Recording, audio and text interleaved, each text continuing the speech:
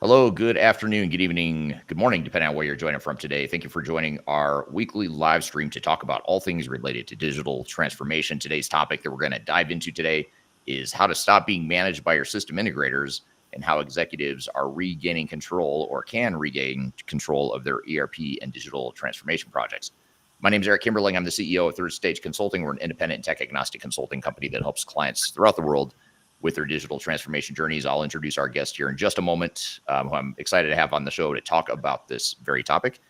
Before I do that, though, a couple logistical things. First of all, we have a global audience joining us here today across all kinds of platforms: YouTube, LinkedIn, um, Facebook, and X. So thanks for joining wherever you're joining from today. We're also streaming to TikTok as well, actually. So thanks for joining wherever you are. And if any questions you have along the way on this topic, please feel free to drop it in the chat. I'll be keeping an eye on the chat. I'll be pulling audience questions. So I'd love to hear any thoughts or questions you have along the way. And speaking of the chat, if you don't mind, just drop in the chat right now. What city and country are you joining from? I'd love to hear where the global audience is joining from today.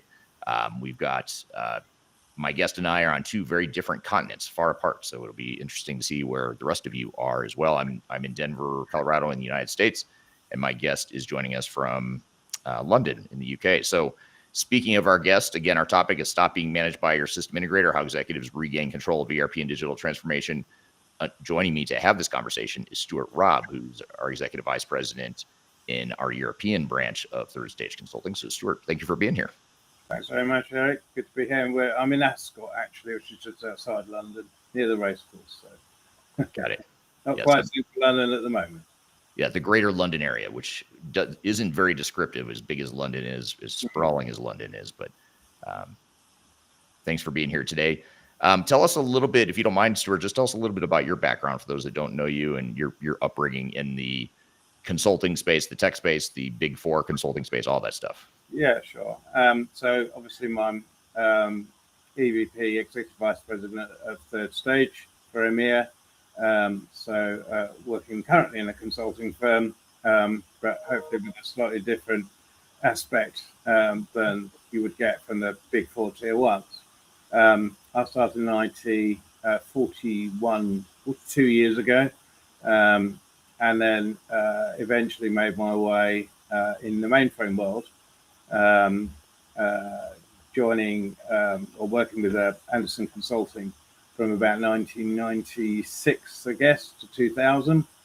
And then I was AP at Ernst & Young, which became Capgemini, Ernst & Young, for a couple of years. And then I went to Australia to become Director of Transformation Consulting at Capgemini Australia. And then I went freelancing for 15 years until I met you. So, but I've always had, in ERP, you always have close relationships with the SIs. I variously worked with IBM, Ernst & Young, obviously, Capgemini, obviously, Anderson's, now Accenture, Deloitte, I've worked with a lot recently, KPMG, PwC. So I don't think there's many left for me to get a sort of steak knives. Right. You've covered all the bases there. Pretty much. And I have to a lesser degree, I have a similar background as far as having come from the Big Four consulting firms originally, although you spent a lot more time working at various Big Four consultancies. So I'm hoping that here today we have kind of a unique perspective because we've been part of the Big Four, but we also have seen the other side of the Big Four consultancies. And I know one thing you and I have talked about over the years is there's definite value in what SIs bring to the table, especially the Big Four, the bigger SIs. But there's also a downside risk that needs to be managed as well. And that's what we'll dive into here today. Yeah, the synopsis, the snapshot of the whole conversation is if you manage an SI well, they will do very well for you because they employ very, very bright people generally who are, supposedly leaders in their game or leaders in their industry. And they work on very, very, very large, complex engagements. And actually, it's rarely that you find an SI has problems with its people. It's quite often a client's inability to manage an SI or understand what they're bringing to the party. Now, having said that, some SIs are, not optimal. I was at one client, which was doing a big re-engineering project for it was an insurance company. And I remember walking into the SI's office, and every desk had Introduction to COBOL on it, which they'd given to all of their graduates and people who were working on the project, because all of them had come out of university with C++ and all the rest of it. None of them knew COBOL, and here we were paying £1,000, £1,200, £1,400 a day for people to program a mainframe that had never done it before. Right.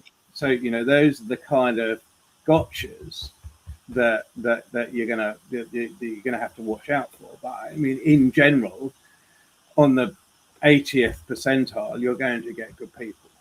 Yeah. Yeah, I think that's a great point, because I think the least of our worries in the digital transformation and ERP space is finding smart people. I think there's a lot of really smart people in this industry, especially at the Big Four, and I do agree with you on that. I think they do have a way of finding raw talent and young talent and very smart people. That's I've never really observed that to be a problem or an issue. That's really the least of the issues. Well, and they pay them extremely well as well. So which is why they're getting paid well. We're paying a lot in fees for them. Right. Right. And why would we do that? Well, because they have access to people that are trained in a methodology that's a specific methodology. So we don't have to create a methodology or train them in how to do something. We don't have to build a team. We don't have to have that team on board all the time. We can roll people on and off, and they go back onto the bench as we choose. So SIs get a very bad rap, and sometimes legitimately so, but actually there are a lot of upsides. Very few ERPs are delivered through an in-house team. Nearly all of them of any size will be farmed out to one of the SIs. The trick is to get a good one, and B, to manage them well. Right.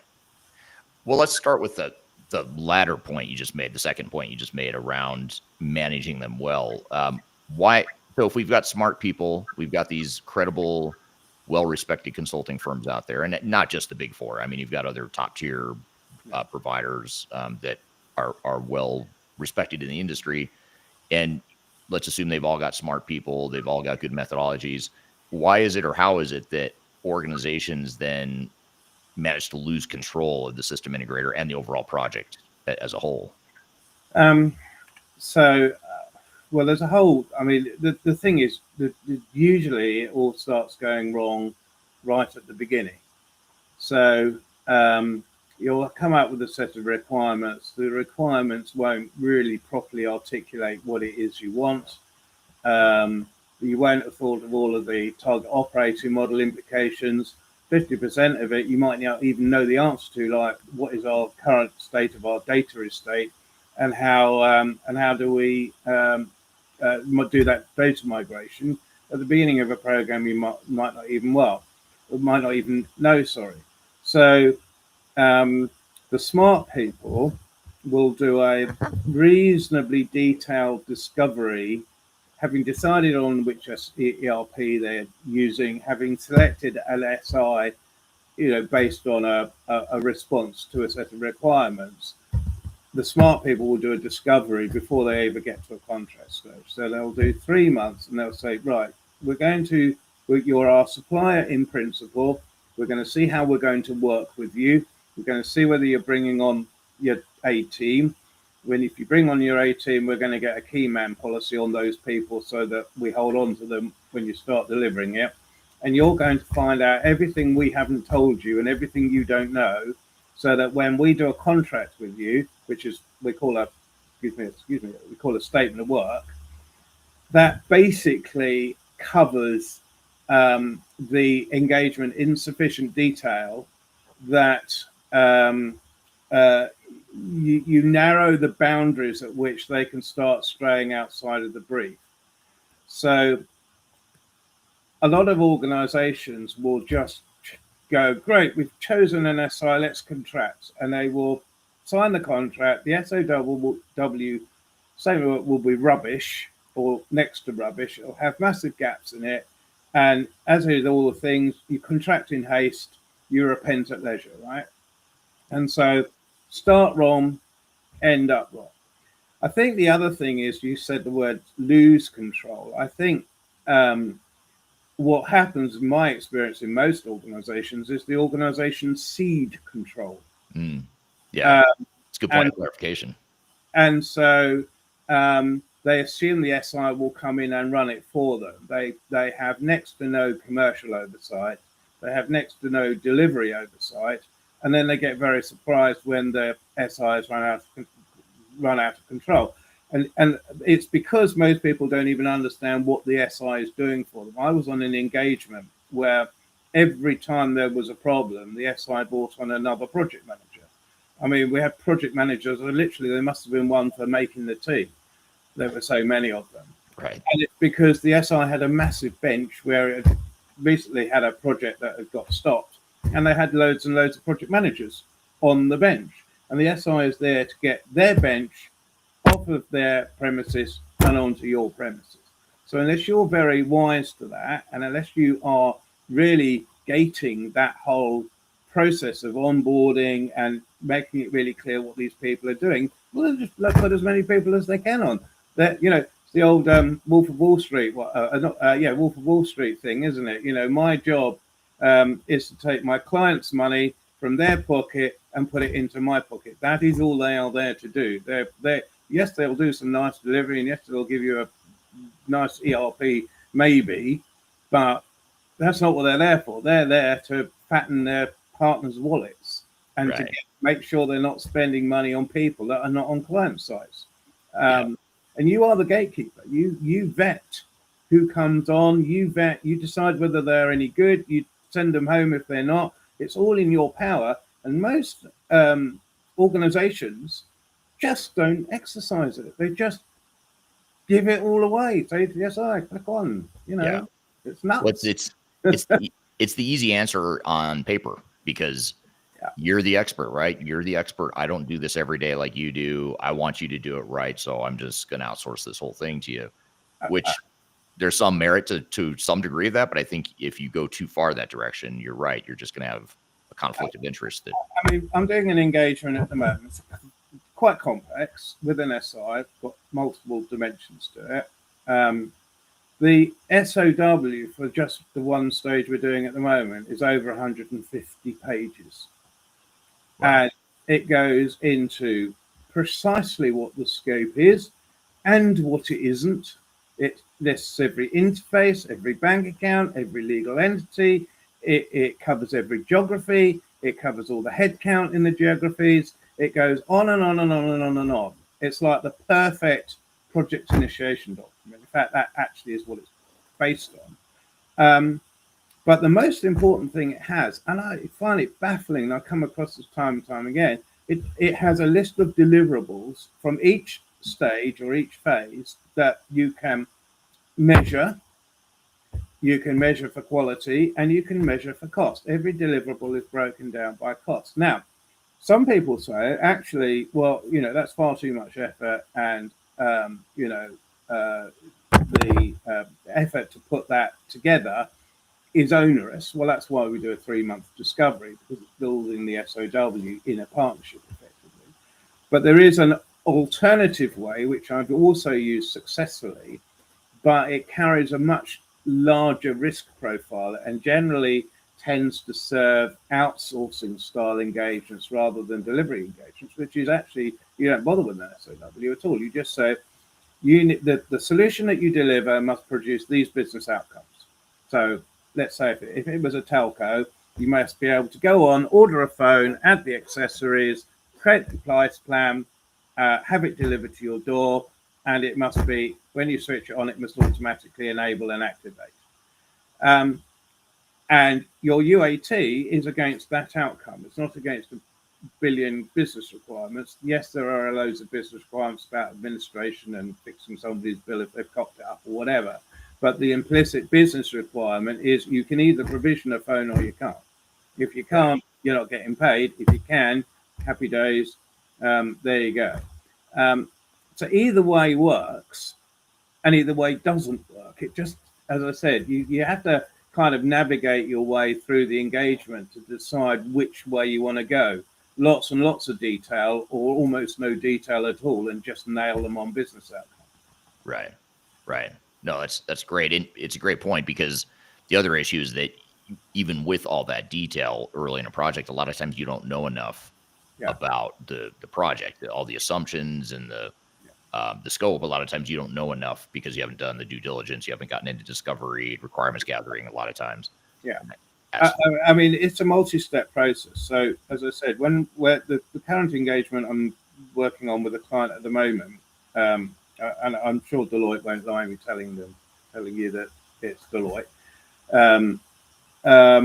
We started off effectively with a RFP there was a piece of work that was done actually before I joined the project, which was all the traditional requirements.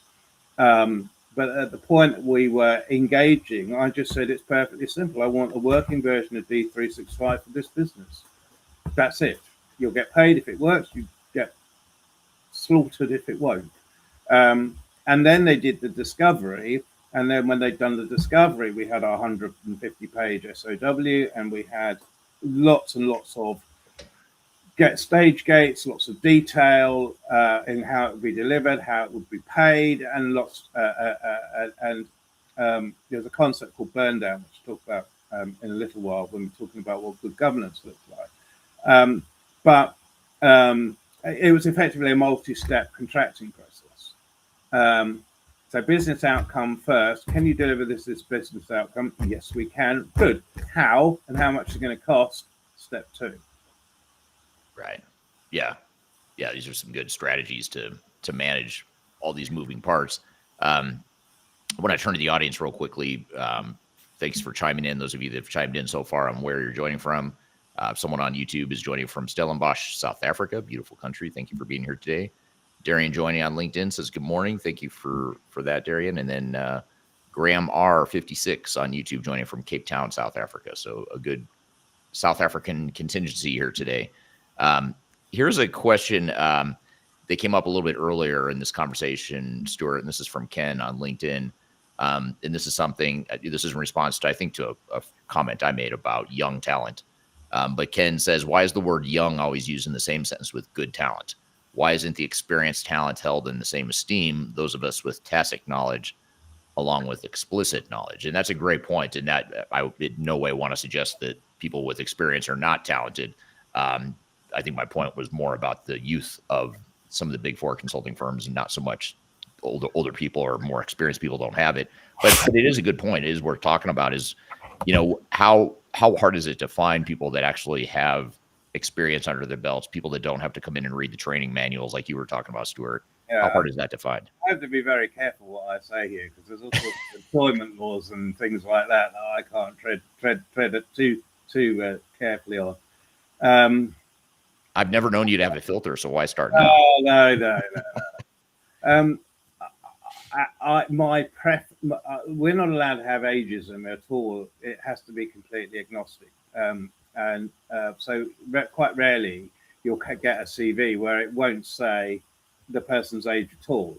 But I can read a CV and roughly position how old they are within 30 seconds, just by where they've worked, what they've done, who they've worked for. My preference actually is I prefer people with more experience. So if you're talking about 30 to 35 plus, you will get better. Generally, you'll get better people who are more mature in the workplace. And my teams I tend to try to build teams of like people. Where you've got newer technologies like AI, you tend to have to go younger. And sometimes you find those teams don't mix terribly well. There's an attitudinal and cultural, use cultural in inverted commas. It's the millennial versus the Gen whatever we are, Gen X or something. Yeah. And there is a different way of behaving and a different way of engaging that, I mean, I'm 59, 60 this year. it's just completely alien to me. So I tend to try and find a manager to bring in and say, you manage this lot. And you just tell me when they've done what they're supposed to do. So I'm not. I think I wouldn't use young and good talent. I would use good talent. I mean, I wouldn't associate it with a particular age group. You can have great talent who are young. You can have great talent who are old, or you can have rubbish talent at any age. Yeah, I totally agree. And there is not a correlation between age and talent. It's I think experience. Yeah, age and experience, of course. Yeah. Yeah. And I think the other thing too is that sometimes, and this is just a very broad generalization that does not apply in many, maybe even most cases, but sometimes you'll see people that have been doing this for so long that the only risk I see with the more experienced people at times is that sometimes they stop listening or they stop asking questions because they think I've done this a million times. Yeah. Mr. or Mrs. Client, you're not that different. You're all the same. Just follow best practices. You sort of get more of a myopic view sometimes. But that's, I mean, let's be honest though. I mean, I think I said this in the last one of these we did. I mean, ERPs are adding up and taking away, right? They're not really very difficult. I mean, add one to the stock count, decrement one to the right. stock. You don't. They're difficult to implement, not because conceptually they're difficult to do. Conceptually, they're very simple things to do, whether it's manufacturing or whether it's accounting or whatever it is. It's a very, very simple thing to do. Which then, you then go, well, why do so many of them go wrong? It's usually because people don't understand and underestimate the effort it takes to change people from the job they do today to the job they do tomorrow. And no SI is going to help you. Well, they will say they will help you, but changing people's behavior and changing what people do every day is the really difficult thing. It's not, can I config this to do this or that? Very, very rarely have I ever pulled a ERP or a billing, actually, which for telco is much more complex. I think I've done it once.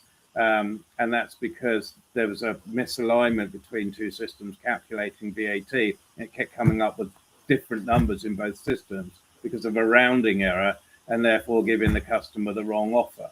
And that was such a subtle thing. I mean, we just didn't spot it in UAT, and so I had to pull it, and it was horrible, and we had to spend 3 months figuring out how to fix it and release it again. But that is extremely rare.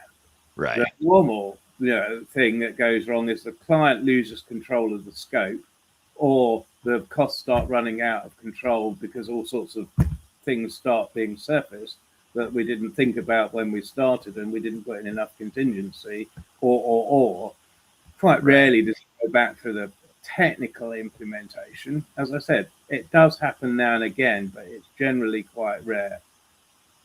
Yeah, and you bring up a good point too around, changing people's jobs, changing people's behavior, changing the way they operate today. That does not happen simply because you have a functioning technology in place. But I think it's easy for us as consultants at times to downplay or to disregard how things work today because we know we want to change it. In some cases, we know that it is subpar. And so rather than saying, this process sucks, so you should just change it, it's easy to say that as an outsider. Like, Stuart, the way you do things today, it's a mess, it's inefficient, it's ineffective. Just stop doing that and use this technology because this technology is better. That's not going to be very effective, even if that's true. Well, you have ownership of that. That's the Elon Musk thing, right? I mean, Elon Musk did this little vignette a few years ago. All requirements are rubbish. So, and he's right. All requirements are rubbish. You can never articulate a requirement in sufficient clarity to be clear about what you mean. And most of the requirements will always be based on what you know about and have done today, not a fresh set of thinking on requirements tomorrow. So, it's absolutely, he's absolutely correct.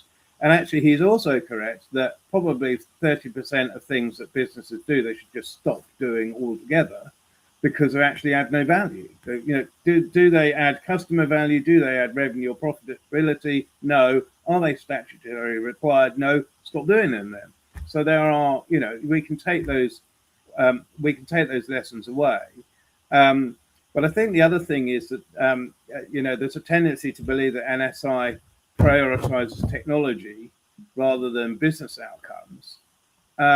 But actually, that's because most of the time we're not asking the SI to change a business outcome or to implement a new target operating model. We're asking them to implement a piece of technology, and we take the accountability as the business ourselves to manage the people change and to create a new process architecture and all the other stuff. And we're not very good at that, and therefore that often ends up failing because that's not a skill. It's a skill we think we have, but it turns out it's not a skill that we do have. And then you get the flip side where you do try to get the SI in to do the business change, and they don't understand the organization or the culture or the politics. So they start slamming into, executive incentive schemes that aren't aligned and all the other nonsense that goes on. And so again, you create a failure point where actually, if you thought about it a bit harder to start with, you'd realize actually we're not set up for success. Nearly all of this comes back to setting yourself up for success. And this is, start wrong, you'll never, ever end up right. Yeah, that's a great point. And here's a follow-up question that touches back on a point that you made earlier, or that we talked about earlier, Stuart. This is from Darian on LinkedIn. She says, do you think most executives actually want control, or are they consciously trading it away for psychological safety? In other words, does it just feel safer if I just say, hey, let the big SI handle this. They're the experts. They've got this under control. Well, that's a really, really interesting point, and that is very well made, because executives do think that if you get EY or Accenture or Deloitte or whoever it is in the room, and you've got their senior partner schmoozing you and giving you the 9-figure sum that it's going to cost to implement, they feel almost like a emotional relief that they're paying so much money to do this big thing, and it's all going to go perfectly. And they then become very surprised when it's all gone horribly wrong, and all of a sudden they've been fired. And I've seen it a number of times actually, where an exec has generally gone on with the belief that because it's been given it to the SI, he's now offloaded all of that executive accountability onto the SI. And if it all goes horribly wrong, we can sue the SI and we are all absolved of blame. And I was involved in one where a whole raft of senior heads, including the CEO, either retired or got scalped because the thing had been such an unmitigated disaster. And the fact that they got an SI in didn't help them at all. Right. Especially as it was evidence later that they actually hadn't listened to what the SI was telling them and advising them in the first place. That also didn't help. Right. No, it's a great point. And how do you actually, I'm going to bring up another question that leads into mine here. Here's another question from Ken, and I'm going to build on Ken's question here. But Ken on LinkedIn says, I've always said that if you really want to understand the product you're getting from any service provider, understand the revenue model. The SI's revenue model is billable hours.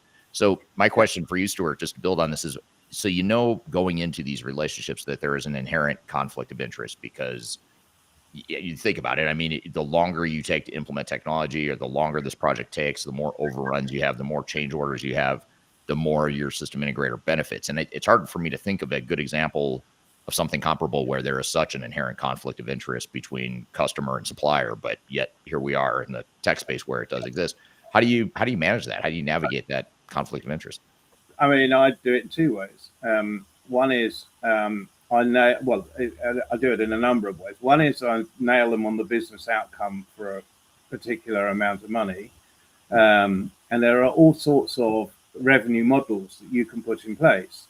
I personally tend not to like fixed price for the simple reason that I'm transferring the risk to the SI and I'm giving them a risk premium, but that's not going to stop them change requesting the hell out of the program. So my costs are going to go up anyway. So actually, I've almost never used fixed price as a control.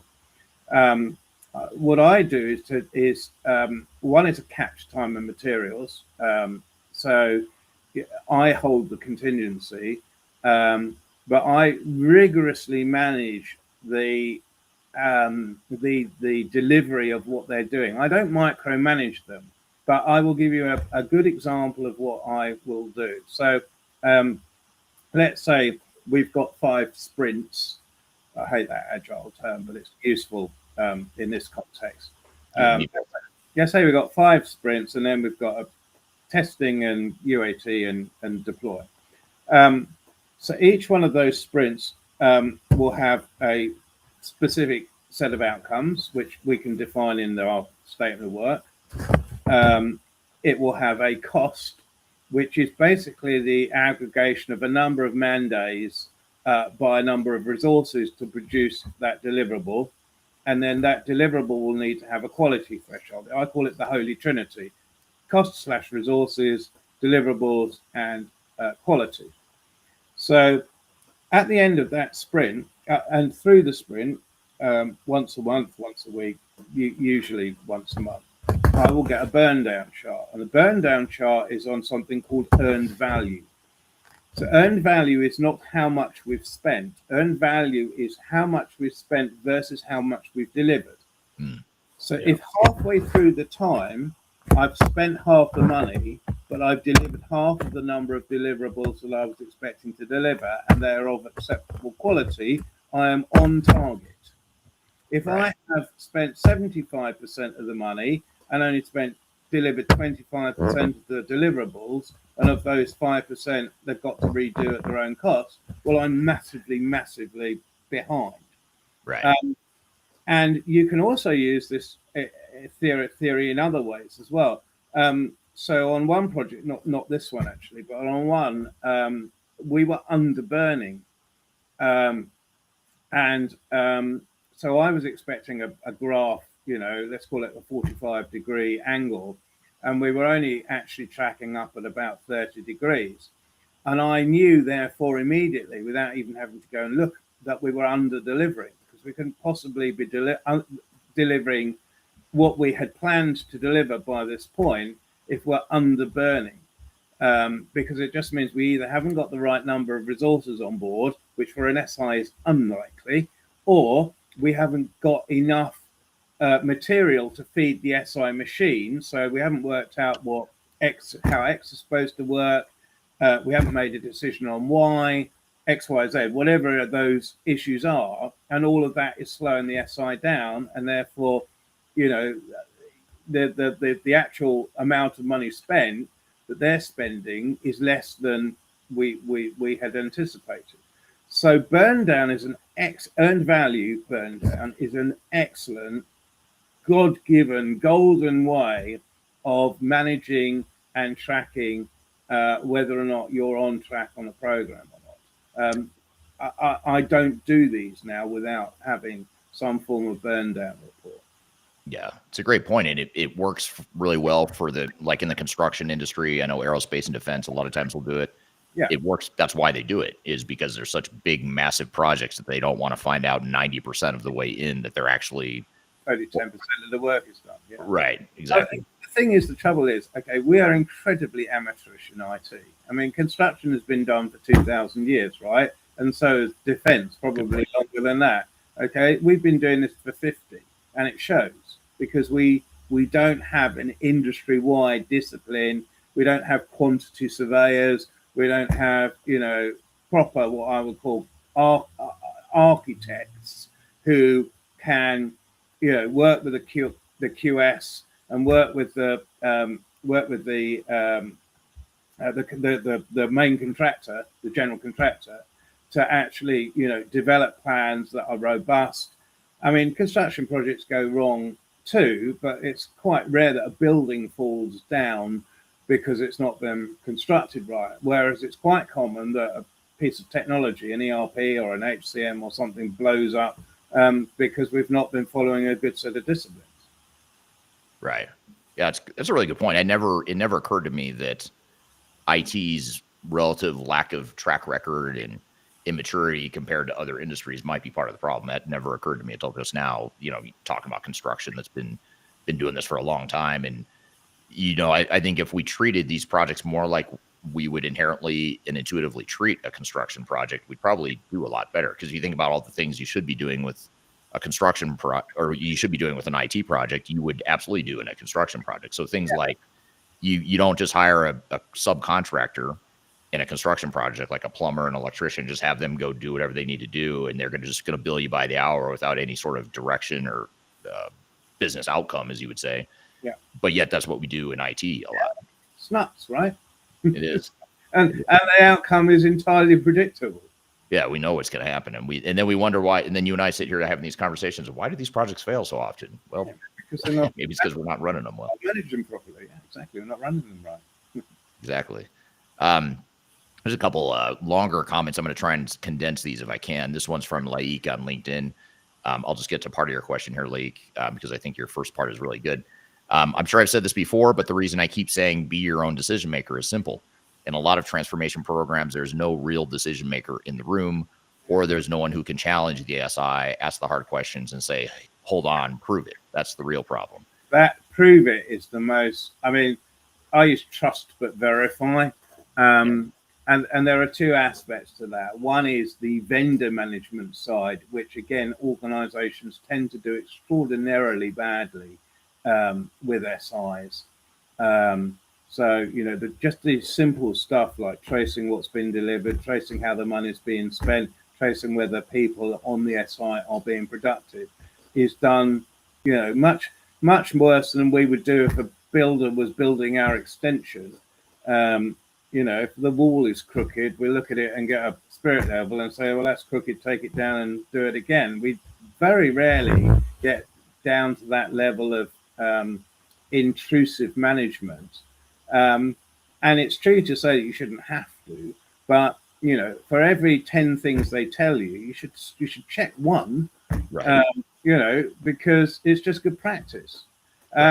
I think the other thing, I don't want to sell the services at third stage too much. Yeah, actually, yes, I do. But I mean, the reason for having people who really understand the SIs in the room on the client side, I mean, you and I both do a lot of client side management and assurance, is precisely because we know exactly, or usually we can see it all starting to wobble before it comes off the rails, and we know what the right questions to ask. I mean, I was saying to somebody, I mean, you know, 20 or 30 years ago, I had to do all of this it was hard work. Now I can usually even just feel instinctively, you know, whether it feels right or it feels wrong. And, you know, you don't need to look at a RAG report. In fact, they're the worst, most useless indicators of trouble or not that there is. Yes.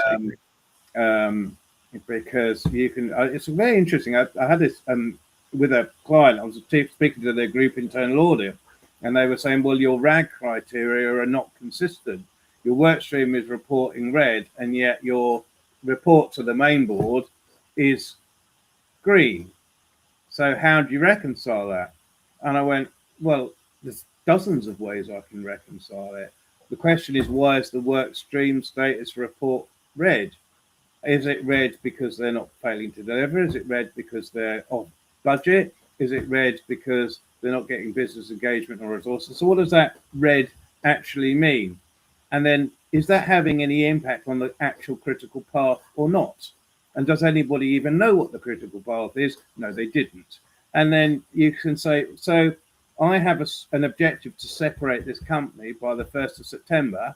Okay, this work stream is red. All these other ones are green. So if I have all these green work streams deliver on time by the 1st of September, and this one that's red not, then is that red or green? Because I can still separate without this work stream. And so once you start drilling into what RAG means, what it means is nothing. It's meaningless. So I actually prefer to use RAG in the same way that you would use it on an airliner or, you know, any critical system. You know, if there is something that's amber in a nuclear power station, actually, I think they use white. But if there's something amber, okay, that means a value is out of tolerance and you need to go and investigate it, but it's not a critical risk. So go and figure out why it's not right and make a course correction.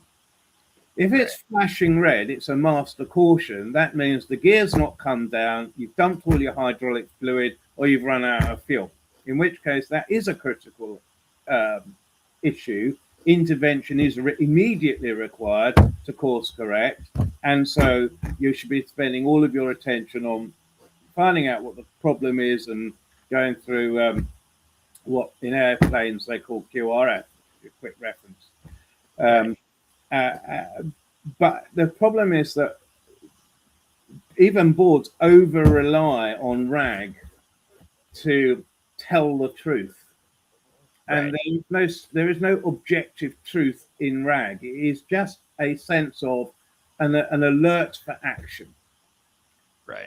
And if you treat it like that, you'll create the right behaviours. If you treat it as an indicator of how wonderful your project is going, you're just it's just another failure point. Which is unfortunately what happens a lot, because it becomes a self-preservation and a CYA tool, because you don't, and that's why we don't grade our own homework when we're in school or university growing up. The reason we don't grade our own homework is because we would have a bias or inherent need to, maybe not be as truthful as we want to be or as candid as we want to be with our own performance. And that's essentially what happens a lot of times, is these SIs are grading their own homework and saying, hey, things are green. Yeah, there's a few hiccups here and there, but these are totally normal. We'll work through it after go live. We'll work through those issues, or we'll push that out to phase 2. They've always got a reason, but they're not always good reasons. I mean, there's a couple of points in there you make are really important. And that's like, unless you're measuring burn really carefully, what you'll find is that and I actually pulled an organization up on this a year or so ago, that the work was not 100% complete, but they'd reported the burn down as 100%. And I said, well, how can the burn down be 100% if only 90% of the work has been done? What you're going to do is you're going to steal money from the next phase to pay for unfinished work in this phase. What you should be doing is CRing this phase for an extra 10% money and leaving the next phase alone. Otherwise, what you're going to be doing is creating a bow wave of incomplete activity that's going to continue to add cost until you get 2/3 of the way through the project, and then you're going to run out of money. Now, that on a project I was on quite early in my career is exactly what happened. The other thing as well is I find actually generally with RAGs, we start the first week of the project with everybody being really happy and their RAG is green. And then week 2, it goes amber, and it stays amber until the project is complete, when it goes back to green again, or it goes blue for complete or whatever. But, really they're pretty meaningless. Yeah. Well, and Ken has a really good point that I swear I did not pay Ken to say this, but Ken on LinkedIn says you're making an argument for a strong PMO oversight and governance. Should that not be an independent advisory consultant with a good amount of that tacit knowledge along with explicit knowledge?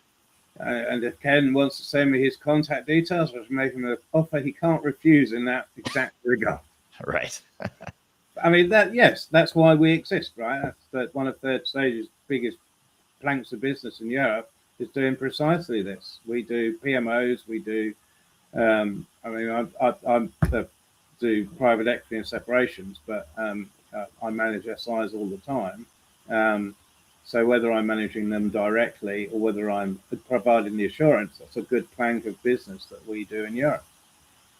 Yeah, absolutely. And I think actually it helps. I mean, I know there aren't that many players in the UK, certainly. So I know quite a lot of the people anyway who do the really large projects, because there aren't actually that many of them. If you think there are the top 4 SIs, and each one of them has a practice lead and a couple of good senior directors across Oracle, in each one, you're probably talking 20 or 30 people in the UK that can actually do really big, heavy lift ERP and HCM or similar projects. There aren't actually that many.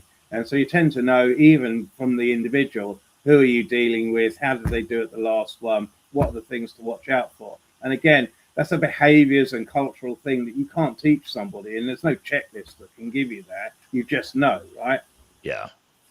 Yeah. And that's why, Ken brings up a good point too around, the phenomena of having a RAG or a project status report that shows all green when in fact it is not green. Or you've got a yellow or red, but it's, hey, this just is normal stuff. Don't worry about it. It's fine. We're addressing it.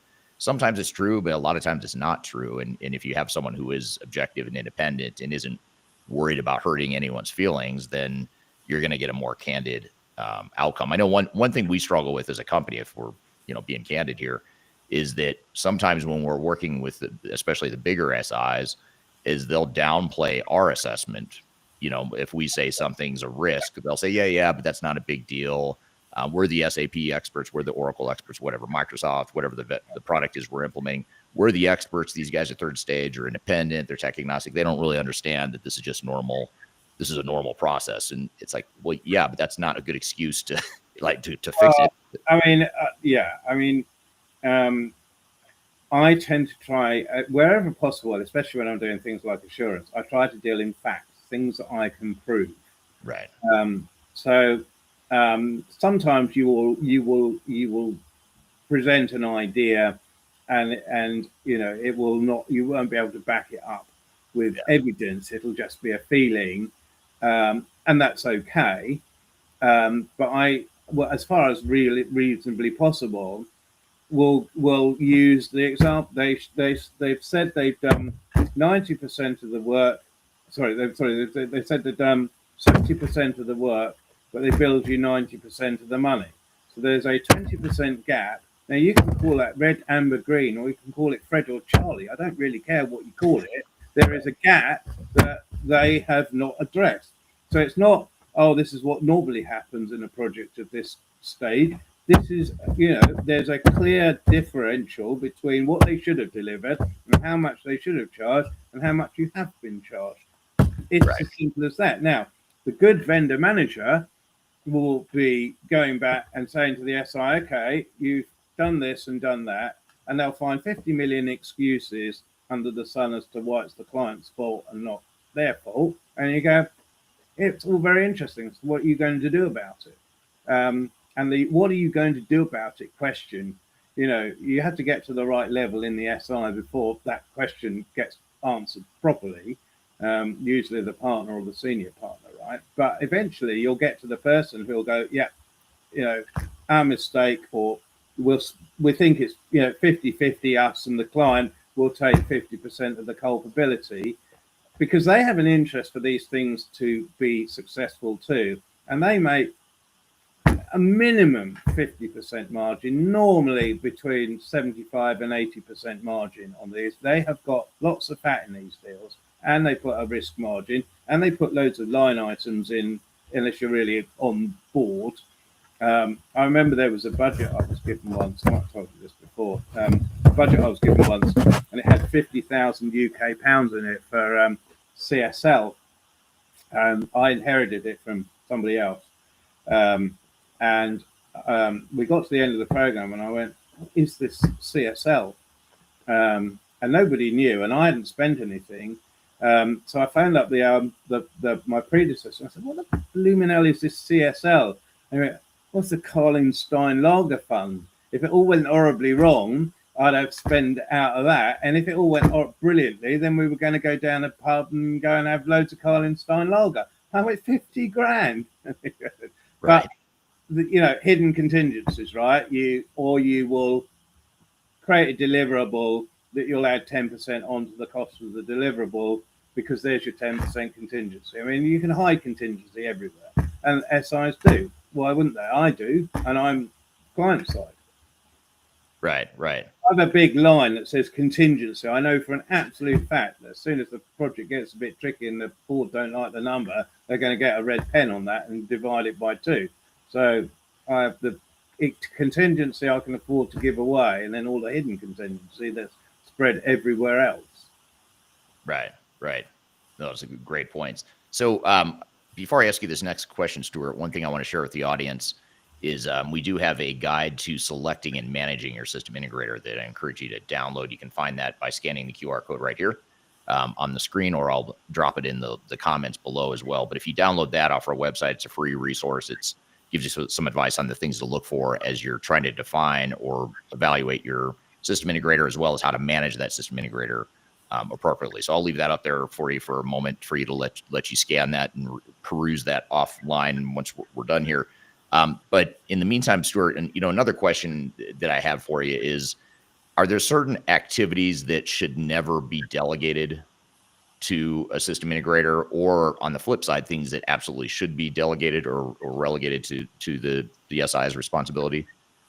Well, the vendor management should never be delegated to the SI. You have to be in charge of your own destiny, right? And ultimately, whether you have a assurer or a client-side program director, or whatever structure you put in place, ultimately the accountability has to be that of the client, and the client has to be in control. And if the client isn't in control, then it is by default going to go horribly wrong, because you've got a commercial operation who is there to create and generate profits, basically, taking money out of your company with no proper oversight and no proper governance. So it doesn't really matter what the governance is, more other than the fact that you've got to be doing it, and you've got to be doing it with rigor. So whether you do that through a commercial vehicle or a program delivery vehicle or an oversight PMO or whatever it is, you've got to, and what you've also got to do is to make sure that the SI doesn't try to shield you out of it as well. Right. So you've got to be C-suite appointed as the C-suite proxy to do that control, so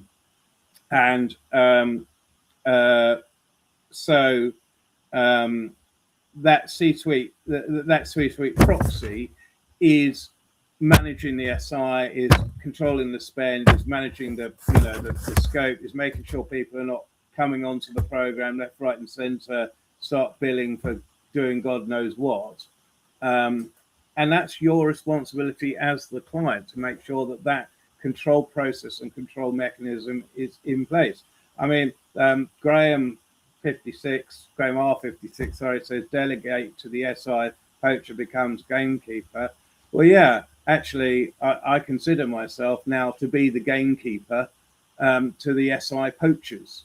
And so I do what I can to make sure that I've got good governance in place. And to be honest with you, an SI who wants a good long-term relationship with the client will actually appreciate that, because I'm quite prepared to turn around to his lordship, whoever that C-suite person is, and say, it's not the SI cocking this up, it's us, and we need to do these actions. And I can have that conversation, and that will carry some weight, because it's not the SI saying it's all your fault. It's somebody who is client side says, how can we be saying to the SI X when we're not doing Y? Right. That carries quite a lot of gravity with it, and usually those kind of interventions can be really helpful. Yeah, absolutely. It's a lot like the fox guarding the hen house is the other saying that we often use. Yeah. And here's a follow-up that Ken has that builds on Graham's point and the point you just made, Stuart. And that is this. He says, quite often, however, the client product sponsor doesn't want that bad cop PMO in the room challenging the system integrator. They don't want the stakeholders to think there's a built-in conflict, which then feeds the change management question, why are we doing this? No, so how have you addressed that? I know that's something you're really good at, is navigating that. I mean, any client who is being delivered to by any supplier, there is an inherent quote unquote conflict. Okay, whether it's an SI delivering me an ERP or the dodgy builder outside building my extension, there is a conflict point. Okay, I want the job done as cheap as possible for the highest possible quality. The builder wants the job to be referenceable, but he wants the most amount of money out of it. That's a straightforward commercial relationship. Now, what it might come across is that I am bad cop. Well, yes, I am bad cop, absolutely. When it requires bad cop, I am bad cop, because all I am doing is holding the supplier to account. That's it. Okay. If they said they were going to do something and they've not done it, then I will hold them to account. If it's our fault, then I will hold us to account. I will hold the C-suite or whoever internally has been pulling their weight or whatever the reason is. But that doesn't mean you have to have a bad relationship. It doesn't mean you have to go into every meeting, with your thumping your fist on the table and throwing things at the SI. In fact, that's the last thing you want to be doing.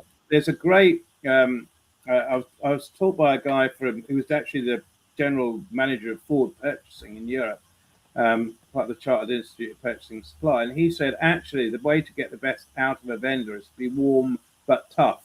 So to develop a warm, collegiate relationship, go down with the vendor, have a beer, or whatever, but make it absolutely clear that there's a line that is not going to be crossed, and that you don't want to see, bad cop side.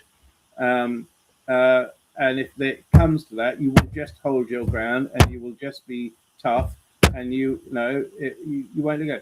I mean, if you ever go to law with an ERP program, you have failed. So you don't want to be in a position where you are threatening them with, adjudication or law. You want them to deliver you what you think they have promised you to deliver at a cost that they have agreed to deliver it by. And that is always your tunnel vision. That's always your focus. Are they delivering what we wanted to at the price? If they're not, what course corrections do we need to make? That might be course corrections that they have to make. There might be course corrections that we as a client have to make. But the end goal always has to be the same. Is the delivery going to be successful? And are we going to get it in time and to roughly the price and quality that we were expecting? Right. And I think it's, if we focus on those business outcomes, which has been a recurring theme of what you've suggested here today, if we focus on business outcomes and take out the emotion, I think that's a big thing, because I think Ken's question brings up a broader issue, which is a lot of times the SI feels threatened because you're calling them out, and it's almost like it's a personal vendetta or a personal indictment on the firm, and it's not. It's about the client. It's about what is the client getting, what are they not getting, and what do we need to do to make this client successful. And if we all focus on that and take the emotion out of it, we shouldn't be offended by anything that anyone does in these projects. Yeah, I mean, the SI. Most of the time, I have a very, very good relationship with the SIs, but that's because I've been working with the same people for like 20 years, right? So I know them well. And we have a very, very collegiate relationship. We see each other from one engagement to the next. Some of the engagements have gone well and some have gone slightly less well. There are a number of players who have tried in the past to edge me out or push me out, or basically play a few games at the client, and those people have found that I'm quite a formidable operator when I need to be. I mean, when I play chess, I play at least 10 moves ahead, and so some people who are trying to outsmart me with 3 moves find themselves in for a massive disappointment. Right. So, again, partly I don't want to have a bad relationship with anyone, and I certainly don't want to have a bad relationship with an SI. But you muck about with me, you're gonna find me. I can play games too, and I play them usually quite effectively. Yeah, but I've seen you do that though, and it's all in the name of the client, though. That's the difference, or that's the thing. You're doing it because you're trying to make sure that this client is successful. Yeah. And that they're dealing with reality, not a pipe dream. They don't want some SIs, and there's very few of them, some individuals, and I want to come back to the point of individuals. Some individuals see you as a threat, so they try to, what do they call it? Fence you off, and then, get you out of the picture, undermine you. And usually I've just found that the simple thing is to just play the straight bat, because quite often my experience and the experience of people like me is such that actually they have quite a difficult time nailing their particular arguments closed. And I always go back to the evidence. I think there is a point though, and it is very, very important. And it's something that I always take with it. When you are dealing with an SI, you are not dealing with a firm. You are, but you're actually dealing with an individual. Now, that individual happens to work for a firm, and those firms have certain cultural traits and behaviors that you can kind of identify the difference between one or another. But in general, when you're buying a SI, you're buying one or more individuals. And therefore, very start, if the individual that you get is not someone you think you're going to be able to develop a good relationship and you're not going to be able to work with, you just say straight away. There's usually a senior partner or a senior partner or a managing partner or somebody you can go and say, I really like your proposition, but I just don't think it's gelling with this chap, and we really need to, if you can, swap him out because KPMG beating my door down. And you usually find that that does the trick, right? Right. Yeah, absolutely. Yeah, good stuff. So, in addition to the audience here downloading this guide to managing SIs, which is on this QR code right here, I'll include it in the links below. Be sure to download that. It's a free guide on our website on how to select and manage the best system integrator for your situation. What kind of closing advice do you have for leaders that are trying to get started or trying to figure out what path to go down with their system integrator, whether it's trying to find the right one, manage them? What's the top 2 or 3 things that you would say every leader needs to know before they get engaged with one of these bigger system integrators? Don't rush it. Okay. Take your time. Make sure that the partner you're getting has the capability, works effectively with your team, and has the right behaviors and attitudes. So find a piece of work for them to do. Help with the enterprise architecture. Do a discovery. Do anything that's a small, contained, couple of $100,000 piece of work. You can work with them that you've validated that you think that they are people that you can trust and work with. Number 2, remember it's a contract to deliver stuff. If your contract is bad, then you will never recover from it. So get a contract in place, has very clear business outcomes and a way of measuring how you're progressing through the delivery so that you can checkpoint along the way to make sure that the expectations of what you've spent so far is roughly in line with what you were expecting to be delivered so far. So, it's good. It's good relationship. Start with a small piece of work. Make sure the relationship is effective. It's good governance. Make sure you've got a way of tracking the Holy Trinity. And then I think probably lastly, it's don't be afraid to intervene and verify and check or course correct if you think things are not going right. Don't let the problem with the SI become irremediable. If you think you are having a problem and you're not sure, get someone in. Not necessarily third stage. There are 1 or 2 other people out there, I think, who can do the sort of services that third stage provide. But get someone in to have a look at it, because it's much cheaper to have a look at it and fix it before it becomes a catastrophe than it is for it to be a catastrophe and then get somebody in to try and fix it.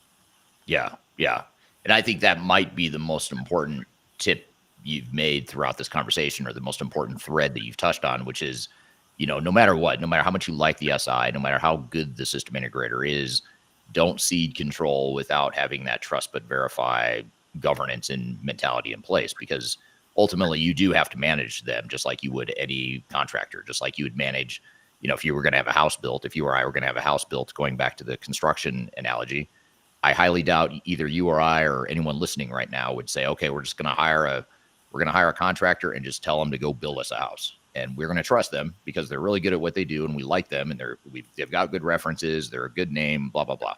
That will not be successful, will not meet our needs because we haven't managed it, we haven't been active in it, we haven't put guardrails in place for the contractor. But yet that tends to be the mentality of what we see in the IT space.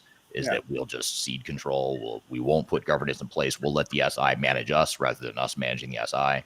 And I think that's one of the big problems we face. Well, it's fatal, right? I mean, it's a good way to lose a lot of money very quickly. Yeah.